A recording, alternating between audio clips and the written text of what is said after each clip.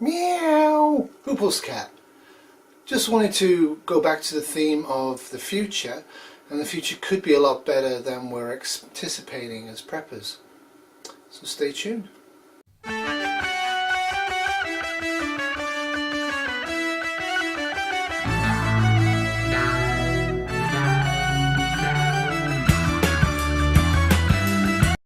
There was an old English bloke called Malthus who said that the human population would always breed to the maximum carrying capacity of its land use, and that the land use was running out and we would all die of starvation.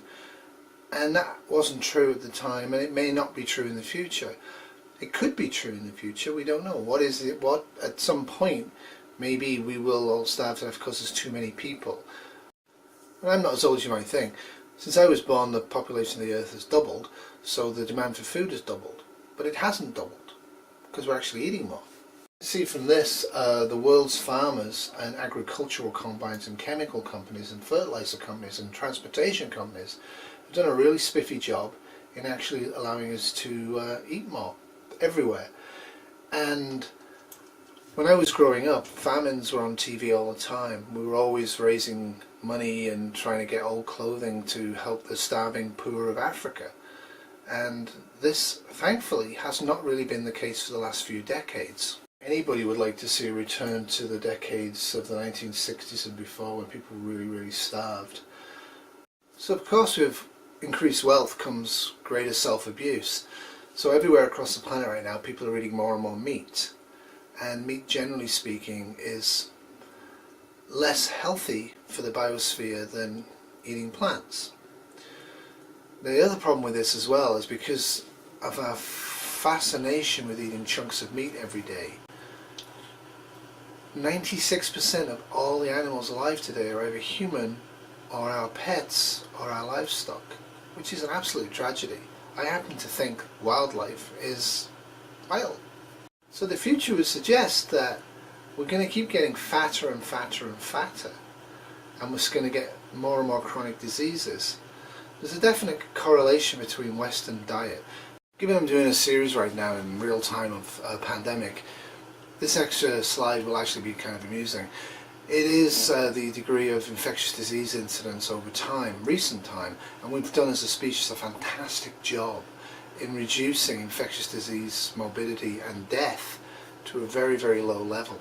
So you can see the flu pandemic of 1918 here in the death rates. What really reduced deaths was chlorinated water, better quality food, better quality housing and good basic nursing care. Vaccines helpful, but other than diphtheria, most of the infectious diseases that terrified people like polio and scarlet fever actually had very low death rates once we got chlorinated water, good food, good homes and good quarantining and basic nursing care.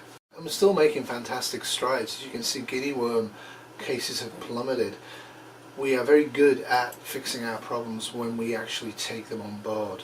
It wasn't that long ago, if you made 50 or 60 as a man, where I came from, you were old. Now people are making 90s quite routinely. 98, 102 is not very uncommon. The number of people hitting 100 now is quite common.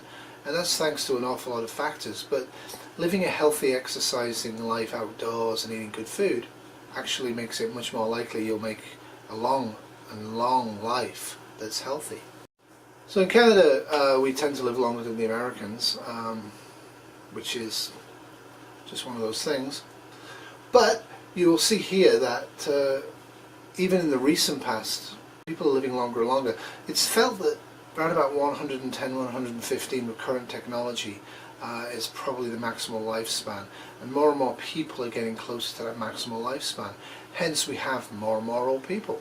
We're also doing a good job in making sure the population of the world can actually read and write, and that's absolutely critical. You can't have a democracy where people can't read and write and understand text because of information. And although a lot of people these days think they can read and write well, the actual ability to speak in written format could be definitely improved. So there's two types of poverty: relative poverty and absolute poverty. Relative poverty means that relative to most people or to the elite in the population you live in, you're poor. That actually makes you feel a lot worse and actually makes you more unhealthy than living where everybody's in absolute poverty. Absolute poverty is whatever figure you want to pick, usually $1 a day. And as you can see, we've done a great stride. Neo-capitalism has done a great job in both increasing the food supply for the planet so human beings could breed more and live longer, but also has actually reduced poverty, so it's not so bad. For good or bad, the human race now is an urban species, not a rural species. I'm personally going to go rural as fast as I can. I think it's important to be in touch with the natural world. But obviously if you're born and raised in an artificial world, you don't really feel that need. The plan in the future is to actually have cities that float. And that's kind of an interesting development that might happen. You might be living in the middle of the Pacific Ocean on a floating city. That would be kind of fun. These cities are being planned now, and as with everything with the future is not known or certain, so who knows what we'll actually come up with, but there's some interesting developments. One way of tackling global warming is actually to have floating cities in the Gulf that actually pump up cold water from the bottom and then push out warm water at the top, and that will cool down the surface temperatures quite remarkably. But, as I keep telling everybody, the future is never certain, because the Sea City of 2000 did not come. There was no floating pyramids floating around as far as I'm aware, but we were hopeful back in the 60s and 70s, and I think we need to be a little bit more hopeful these days. Of course, I have to mention space. Having always wanted to be an astronaut and still do, I like to think about this as a possible expansion of human technology. Now, obviously, if you think the Earth's flat and we're covered by a glass dome or whatever, the firmament, you're not going to buy these pictures because of fish angle lenses. But I would encourage you to, if you do think the Earth's flat, to have a little look into it, because it really isn't. And we're doing more and more exploration of our near space environment, the near solar system. I think that's a really exciting thing. I think the people that say space should not be done because we have problems on the Earth don't really get it. One could argue that we should never have entered North America. We should have just stayed where we were, because there was a lot of problems in Europe at the time that people started to initially conquer North America and later on come over in droves. But we didn't. We pushed our barriers and we challenged ourselves, and that was the good thing. Again, just a bit of a warning for you, especially if you have kids. The future was going to be like this.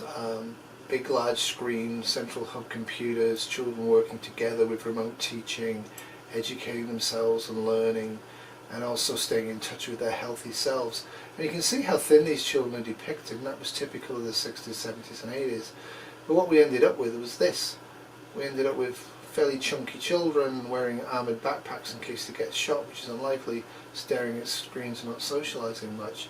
And of course that's a gross generalisation, but has some truth to it. And one of the perennial prepper fears is artificial intelligence and robots hunting us down and killing us all. And who knows, that may be true. But what we are seeing is biomechanical additions to people with disabilities, and we're now going to be seeing in probably the near future biotech being added to people without disabilities to actually improve their normal human function. But of course, you've got to worry about the AIs taking over. Of course, any artificial intelligence that's smarter than human beings would look at us right now in 2019 and come to the conclusion that we're a direct threat to the Earth and will probably wipe us out. But hopefully that won't happen. So as I said, space is going to become an increasingly big factor in human life, and there are already spaceports all around the world, and a lot of countries are going for it.